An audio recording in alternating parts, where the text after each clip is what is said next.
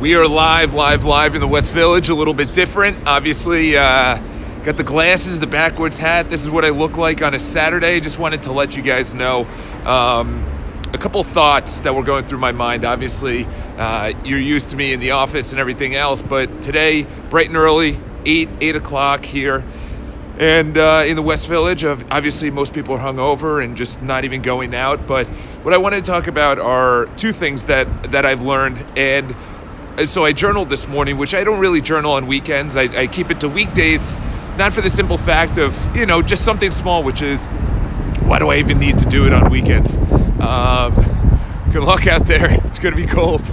Oh, man. Gosh, biking in the cold is not fun. It's not fun. So what I've noticed is that this year, 2018, I've had such a hockey stick growth in my business, in my mindset, the attraction from girls that I would normally not get the attention of, beautiful women. And I was thinking about it, I was journaling it, and this is why I recommend journaling, because then you understand, what am I doing right? What am I doing wrong? How do I improve? How do I not improve? And this year, what I've noticed is that I'm like, why is that? And I started meditating on it, standing meditating. Jordan Peterson meditates on a lot of his questions, and a lot of the answers he gets is from the meditation. He sits there for hours sometimes, and he meditates on a biblical verse, and he says, okay, what does this mean? And what I've noticed is that I went through 10 years of personal development, of just bettering myself, working on my health, working on my relationships, working on selling, working on, just overall just being a better person. And then this year, I'm actually doing. So that's the difference, is that you go to a Tony Robbins event, you go to all these events, Jack Canfield and everything like that, they don't do anything. They don't do anything. They go there, they spend their $10,000 hard-earned money, they're meditating, they're doing their affirmations and everything else. But the difference between, and Gary has talked about it, Bethany Frankel on their last interview, they talked about it, is that action is literally everything. By the way, look at this beautiful view. I'll put that into focus, maybe. No, it won't go into focus. But World 1 is behind me. And action is legitimately everything, and that's the only reason I put myself accountable to waking up early, boom. Put myself accountable going to the gym, boom. Put myself accountable to getting business, boom. All those are hockey stick growth. My energy is incredible. My enthusiasm is incredible. My mindset is incredible.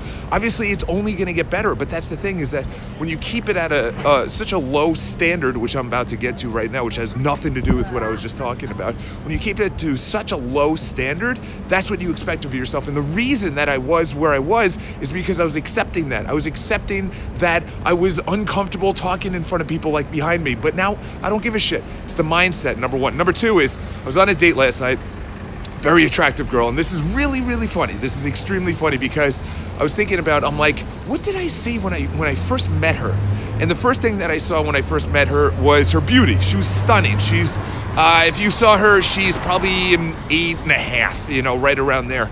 And I went out last night, and this is, I got her number probably 3 months ago. And this is the funny thing is, I'm gonna cross the street. And the funny thing is, I got her number 3 months ago, before this whole hockey stick growth, and my mindset was totally different. I wasn't shy, but I wasn't as bold, and I also wasn't putting out this energy, this aura that women, for whatever reason, are just extremely attracted to right now. So we go out last night, and like, she shows up. She's very, very uncomfortable, to say the least. And I was thinking, I'm like, why is she uncomfortable? I'm like, that's really weird. She's uncomfortable. She's very attractive. She's very confident, but she was a little uncomfortable. And we started thinking, and I started thinking about it this morning, and it didn't work out. Number one reason, she checked her phone like 2 or 3 times, and I told her, what are you doing? I'm like, I'm not gonna compete for your phone. She's like, what are you talking about? My mom wants to know. She started getting snipey with me. And I told her, I'm like, that's just not my standard.